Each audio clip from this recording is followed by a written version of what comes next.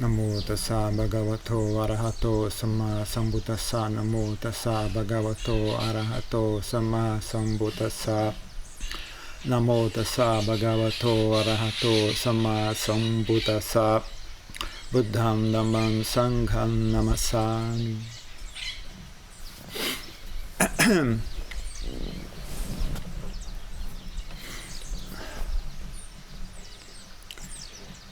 Então, estava conversando com uma pessoa sobre as fundações da mente.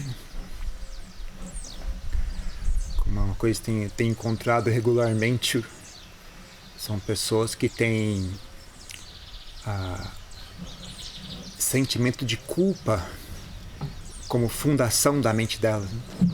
Eu já tinha visto gente com raiva como fundação, desejo como fundação, uma fome incessante, desejo por prazeres sensuais, vaidade como fundação, já tinha visto várias vezes, raiva como fundação, já tinha várias vezes, mas tenho encontrado bastante mulheres, geralmente, tem sentimento de culpa como fundação. A pessoa talvez tenha sido muito criticada desde criança, e ela constrói o ego dela, a personalidade dela ao redor desse assunto, né? Você não é bom o suficiente, você está errado, né? Você é ruim, você não é bom, você é ruim.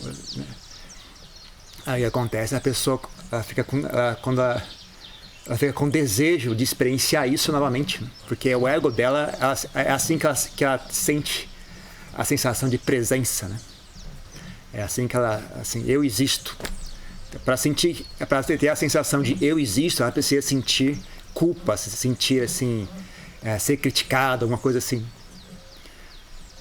Aí é curioso, elas vêm querer que eu critico elas. Diana, eu fiz aquilo ali, mas não ficou bom. Eu não achei que tá bom.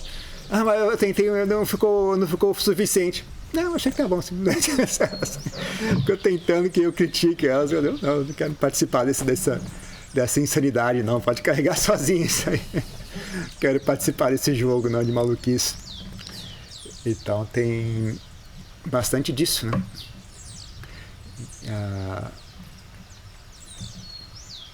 Nossa, uma pessoa ela tem um hábito de engolir saliva durante a meditação. Ela estava sentando lá de fora da sala de meditação, porque ela tinha sentimento de culpa, né? Que ela ficava fazendo barulho durante a meditação. É só você, não tem ninguém. Ninguém tá nem aí para assim, só você tá com esse assunto na cabeça, ninguém tá nem aí para isso. É só a sua imaginação. Mas o que acontece é isso, né? A pessoa tem ela se entende como isso, né? Isso sou eu. Então, quando isso não está presente, a pessoa fica exasperada, né? Ela quer de alguma forma que voltar até a sensação de eu, né? Porque é uma coisa que as pessoas não percebem, que elas não têm tanto desejo por felicidade como você pensaria, ou por bem-estar como você pensaria que elas têm, né? Maior que o desejo por bem-estar é o desejo por ser eu, né? Por experienciar eu, né? Por sentir que eu sou, eu estou, eu sou. Em Pali Bhava Tanha. Tem Kama Tanha, mas também tem Bhava Tanha. Eu tenho a impressão que Bhava Tanha é mais forte do que Kama Tanha. Eu, de novo, encontro pessoas assim, né? Elas preferem experienciar sofrimento desde que isso traga a sensação de eu, né? Desde que isso dê a impressão de que eu existo. Então, até uma pessoa estava me falando que é o caso das pessoas que têm, como é que chama esse negócio? As pessoas se mutilam, alguma coisa assim, né? Tem a ver com isso. E aí, falando para as pessoas, né, como uma boa sugestão, né, de você tentar substituir isso por meta, né, ter bem-querer como fundação da sua mente, construir a sua personalidade ao redor de bem-querer.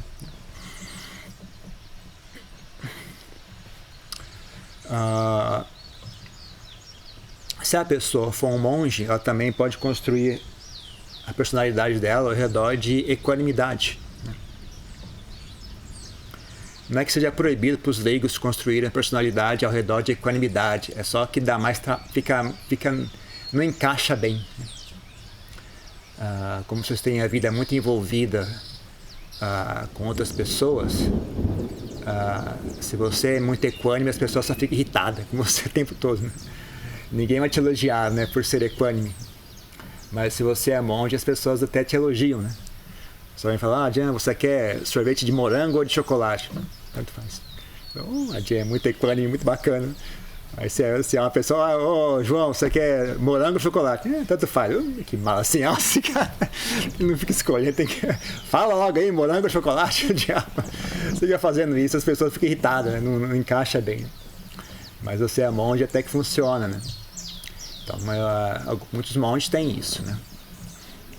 Tem essa pegada de equanimidade, né? Para eles funciona bem, né?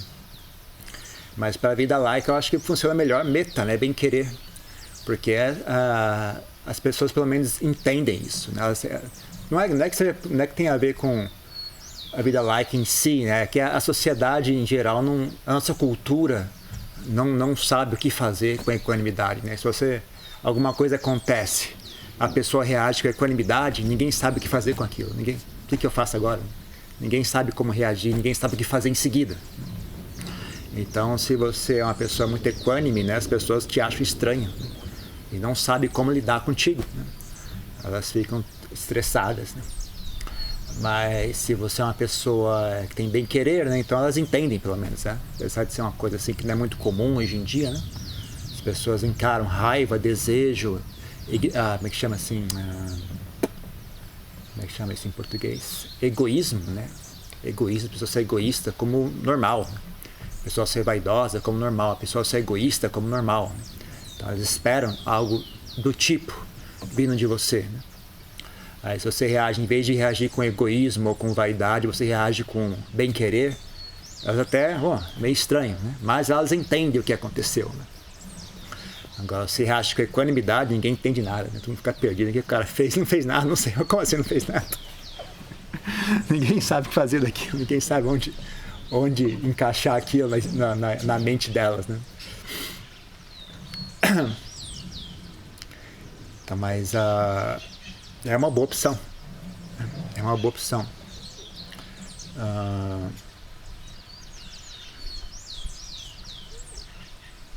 Mas quando você está sós, né, você pode então voltar para ficar equânime, né? Porque aí ninguém tem opinião a respeito, ninguém tá perto, então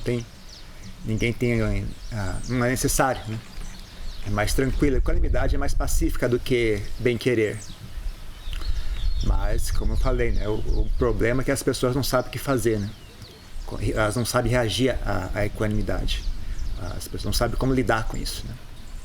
Então, quem não tem muita inclinação ao bem-querer pode fazer um negócio misto, né? Quando estiver sozinho, você inclina a sua mente em direção à equanimidade, né? E quando você estiver na presença dos outros, né, você tenta estacionar a mente em bem-querer, né?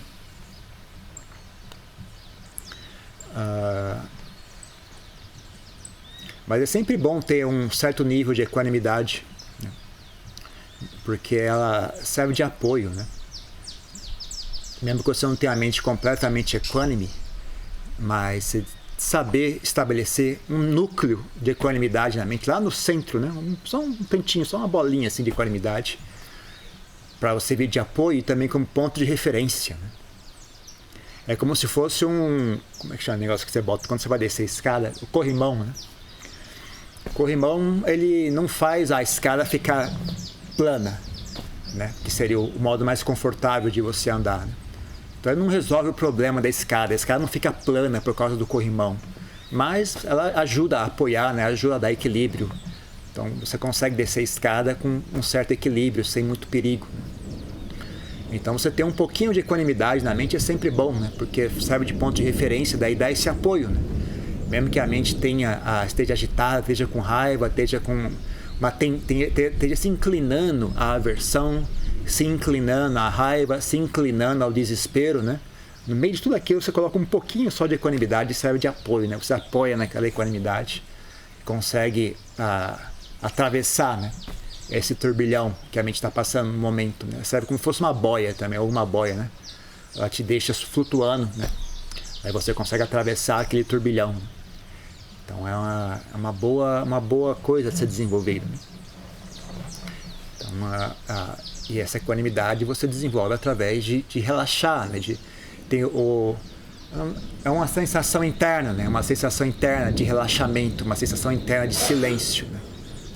Uma sensação interna de soltar, né? De não agarrar, né? De deixar estar, de renunciar, de abrir mão, de silêncio, de paz, que mais? Silêncio, paz. Pode ser um certo vazio, no sentido de uma ausência, um espaço livre, né? Na Tailândia, a palavra vazio é uma palavra boa, que ela traz uma conotação positiva, né? A ideia de algo vazio passa uma ideia boa, né? A ideia aquela pessoa, algo livre, sem bagunça, né? Então, mas no português a palavra vazio tem uma conotação negativa. Então, em vez de falar vazio, a gente fala livre, espaço livre, né?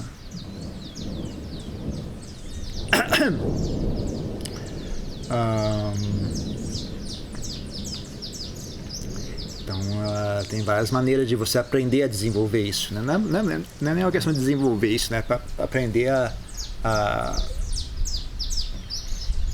tem que desenvolver isso, né? Porque as pessoas não têm.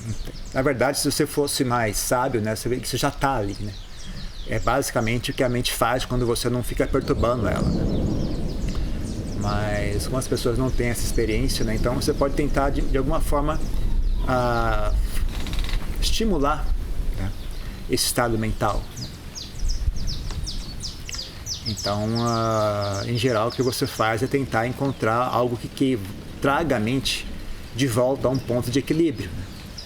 Então, se o que agita a sua mente é medo, né? Então você tenta trazer à tona, né? Algum estado mental que sirva de contrapeso para o medo.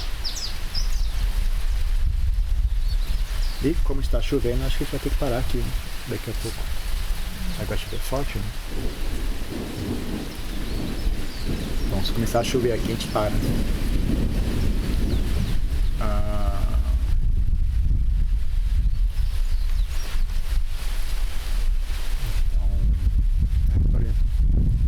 Medo mais óbvio, né, que as pessoas pensariam é coragem, seria algo para equilibrar o medo, né?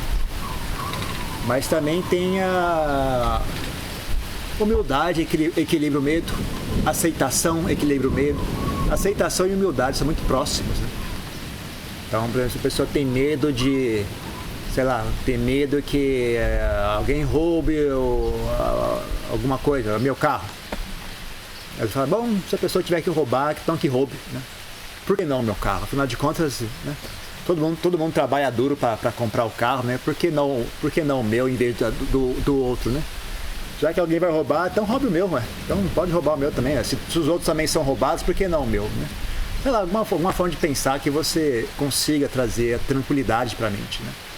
Uma espécie pode ser humildade, pode ser aceitação, pode ser renúncia, pode ser coragem. Qualquer outro estado mental também é a mesma coisa, né?